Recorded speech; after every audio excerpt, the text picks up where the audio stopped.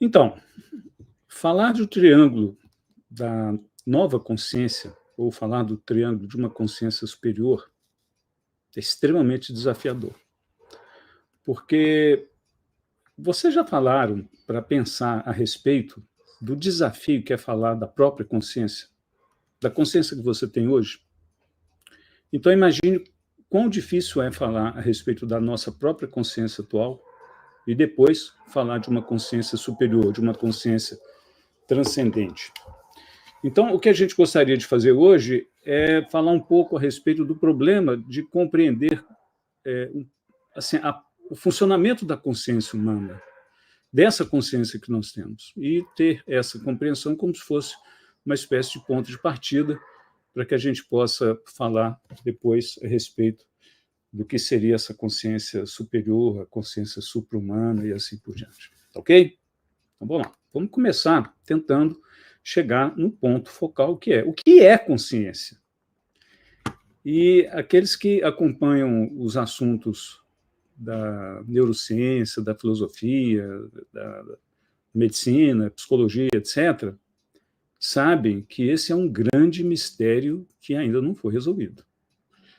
Tem alguns ramos da ciência que tenta explicar o processo da consciência, tomando como base, por exemplo, o que são as funções biológicas que ocorrem dentro do nosso cérebro, que, obviamente, é um dos pontos focais daquilo que a gente chama consciência.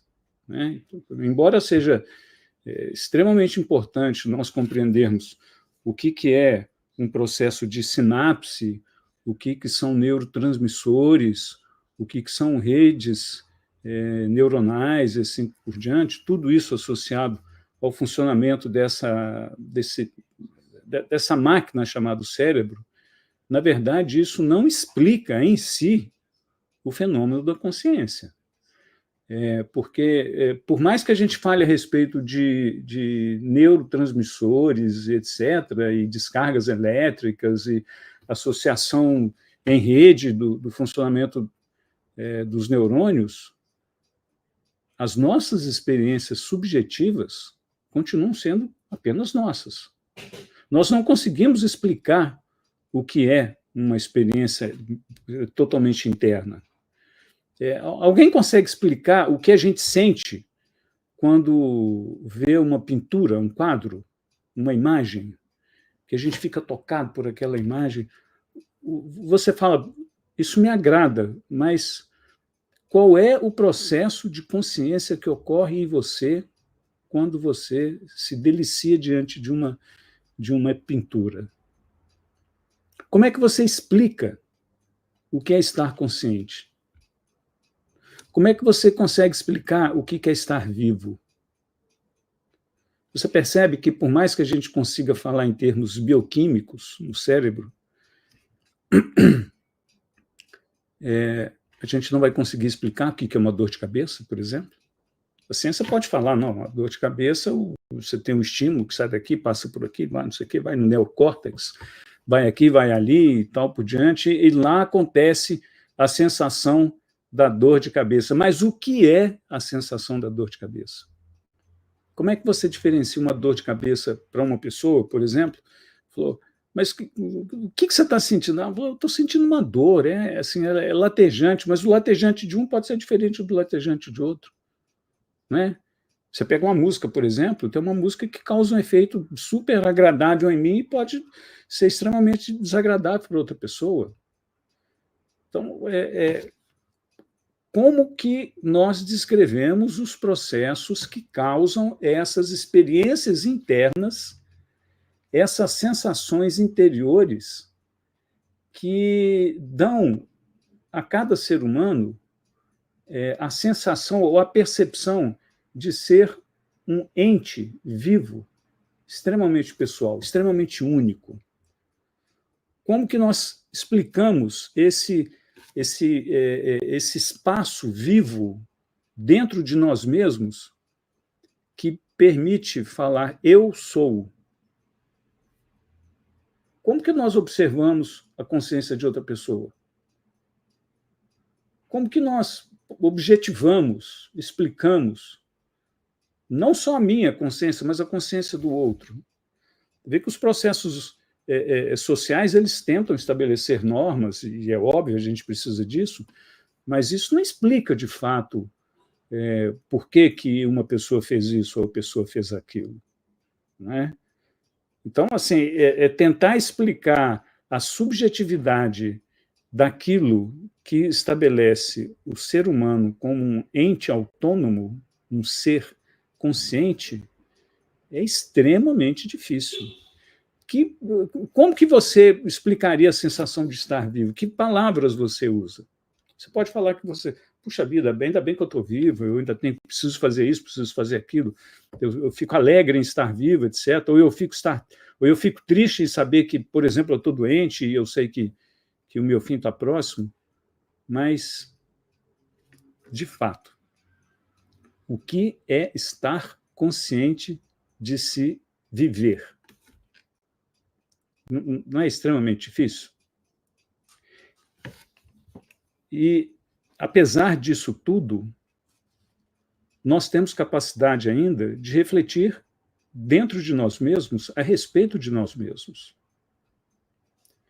Por exemplo, quando a gente se pergunta, quem sou eu? São as perguntas clássicas que todo buscador da verdade faz. Por que eu nasci? Qual que é o meu destino? De onde que eu venho? Toda vez que o ser humano reflete a respeito desse espaço interior que é ele mesmo, ele faz um movimento de se tornar ainda mais consciente da sua própria consciência. Não é verdade?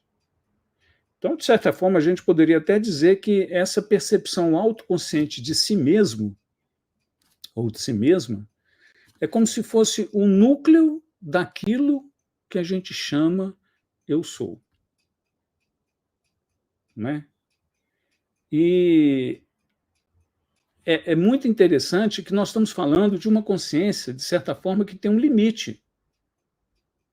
Mesmo que a gente não saiba explicar conscientemente o que é estar consciente, nós estamos falando de uma percepção interior de uma vida, de um corpo que nasce, que se transforma. Né? Quando a gente olha para trás e falou, não, eu era criança, agora eu sou um adolescente, não, amanhã eu vou ser um adulto e assim por diante. Hoje eu sou um idoso, então você percebe que seu corpo mudou, que você não é mais aquele que você era e assim por diante. Ou seja, você tem processos de percepção. Você percebe que o seu corpo nasceu, está se transformando, em algum momento ele vai desaparecer. Nós não temos dúvida disso. Né? Mas isso é estar consciente? Ou isso explica o que é consciência? De certa forma, não. Né? Então, assim, é por isso que quando a gente propôs esse tema do triângulo da nova consciência, a gente sabia que nós estávamos diante de um tema extremamente desafiador. Pois bem, o que a escola fala a respeito?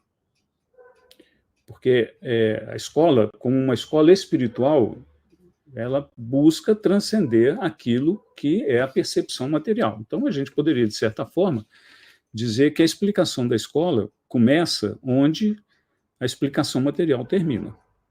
Ok? Então, a gente poderia começar tentando compreender o que é o ser humano, na verdade.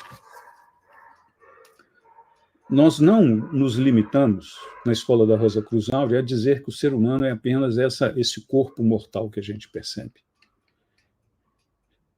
Nós falamos, em primeiro lugar, que antes de existir um corpo, é preciso que haja uma fonte de vida. Uma fonte de vida não só para o próprio ser humano, mas de toda manifestação, de todas as formas de vida que nós imaginarmos. É preciso que haja um princípio anterior do qual a vida surge. Nós chamamos esse princípio anterior, que para nós é ainda mais incompreensível do que o próprio fenômeno da consciência particular que nós temos, chamamos de espírito. Mas nós gostaríamos de relativizar, vamos dizer assim, esse espírito. Então, vamos nos ater ao seguinte: a minha vida a minha vida material, ela deve ter uma origem. Então, existe um espírito que é a fonte da minha própria vida. É aquilo que regula todos os processos que são extremamente incompreensíveis para a ciência, que só olha para o mundo material. Essa força que nos leva a existir, essa força que nos impulsiona a vida, essa origem da vida, precisa ser compreendida. É preciso que algo receba as intenções da onda de vida, essas intenções espirituais. E é preciso também que esse intermediário consiga expressar a força espiritual numa força de vida, numa força vital, numa força que crie vida, que leve a matéria, que molde a matéria, que module a matéria dentro daquilo que a física fala, que matéria ou é energia ou é algo perceptível, que module essa matéria para que a intenção da minha vida, o meu espírito, se expresse em mim. Então, nós falamos de uma alma. Falamos de uma alma que é um elemento que compreende a intenção da origem da vida, o espírito. A alma como um elemento animador, um elemento que molda, que estabelece a formação de uma expressão e que materializa naquilo que nós chamamos de corpo humano. Então, o ser humano, na verdade, ele é muito mais do que a expressão material, simplesmente. Ele tem uma força de animação e ele tem uma força de ideia, uma ideação. Se nós compreendermos isso, nós podemos nos libertar de uma prisão que é conseguir restringir a vida apenas ao plano da matéria. E talvez esse seja um desafio tremendo para a ciência, em ter que compreender que a percepção da vida, a percepção da consciência está antes da manifestação material. E é por isso que quando os cientistas tentam explicar a vida, ou, voltando no tema, explicar o funcionamento da consciência sem levar em conta a existência da alma e do espírito, eles batem nesses limites, né? Então, por isso até que na ciência tem aquela expressão, né? O grande problema da consciência, porque eles simplesmente não conseguem explicar. Mas a maioria dos seres humanos está totalmente identificado com esse corpo material e, portanto, esse problema não existe para eles. Esse problema só existe de perceber a consciência, de perceber a vida, para aqueles que buscam uma porta de saída para a vida material. Não é? Então, se nós queremos falar de uma nova consciência e de um novo triângulo, assim como nós falamos de um triângulo de vida material, nós precisamos compreender o que está por detrás daquilo que nos anima como seres materiais. Se nós somos mortais, e nós não temos dúvida disso, é claro que a força de ideação e a força anímica, a força que traz que torna concreta a força da vida, é claro que ela deve ter também um limite material. É por isso que na escola nós falamos que a vida material ela tem a sua origem num estrato da Terra, no estrato planetário, que é material também. E é por isso que nós estamos aqui nesse corpo. Estamos sobre o planeta Terra, mas estamos sobre um dos estratos da Terra. A ciência esotérica explica que o planeta Terra, na verdade, ele é séptuplo. E que esse globo terrestre que a gente percebe, que a gente perfura para tirar petróleo, que a gente sulca para plantar, que a gente fura para fazer as nossas casas, etc., isso é apenas a cétupla parte do que é, de fato, a Terra. Existem outros 6 aspectos terrestres, assim como o ser humano é cétuplo na sua ideia também. Muito bem.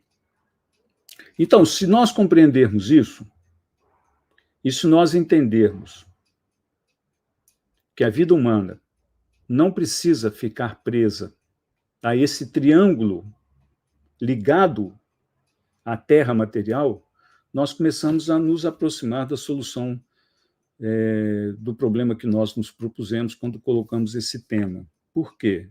Porque nós vamos perceber que nós precisamos nos ligar a uma fonte espiritual que seja eterna, que seja imortal. Mas onde está essa fonte? E aí o nosso grande problema é como eu busco me ligar a essa fonte. Amigos, todo ser humano tem um propósito de levar a sua vida em diante. Mas alguns têm um propósito de ir além disso que é o comum da vida. Essas pessoas são essas que estão aqui hoje. São as pessoas que buscam uma nova vida, que buscam uma expressão que não seja simplesmente material. Nós, e aí eu me coloco nesse grupo, nós buscamos o espírito porque em nós existe um princípio espiritual. Esse princípio espiritual toca essa consciência material. Essa consciência material é sensível a esse chamado. E é esse chamado para compreender o que é o limite da vida, o que, melhor dizendo, o que está além do limite da vida, que é a chance que nós temos de nos ligar a um campo de vida que nos permita trazer uma consciência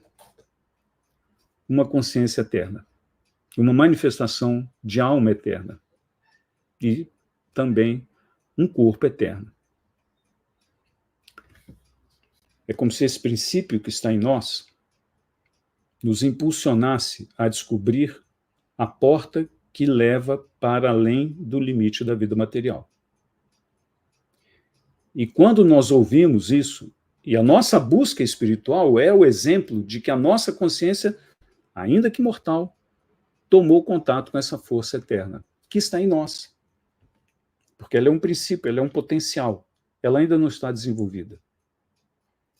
Então, a chance que nós temos de desenvolver um triângulo da nova consciência, ou seja, nos ligar a um novo espírito, desenvolver em nós uma nova alma e ter uma nova manifestação material, depende da nossa capacidade de ouvir esse chamado espiritual que está em nós. E é isso que todos aqueles que buscam o espírito, como nós que estamos aqui hoje, fazem quando eles se lançam na busca espiritual. E é isso que vai nos permitir, então, que nós possamos, de certa forma, caminhar para aquilo que está escrito em Apocalipse. Quando o ser João, ele percebe dentro de si a manifestação de um novo princípio de consciência. E ele fala, eu vi um novo céu e uma nova terra. Um novo céu e uma nova terra, figurativamente, nós poderíamos dizer que esse ser humano, ele se ligou como uma nova consciência, em paralelo à consciência que ele já tem, a um novo extrato cósmico da Terra. É como se nós abríssemos a porta para uma nova realidade temporal material, que, na verdade, não é temporal, porque a gente está falando agora de um campo da eternidade.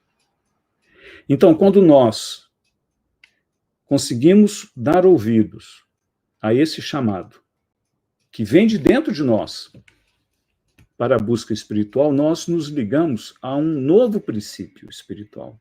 E é esse novo princípio que vai fazer com que uma nova alma, que a gente poderia até traduzir como uma nova consciência, comece a falar dentro de nós. E essa nova alma vai se ligar às forças espirituais que estão ocultas para nós, embora estejam aí sustentando a nossa vida. E para finalizar, amigos, vejam o desafio que nós temos. Se nós não conseguimos explicar os processos de consciência, e nós falamos isso no começo, exatamente para agora, chegando no final, a gente usar a mesma explicação que nós demos no começo. Se todas as nossas tentativas de explicar a consciência comum falham, o que nós poderíamos falar do novo estado de consciência que surge quando nós ouvimos a voz da eternidade em nós?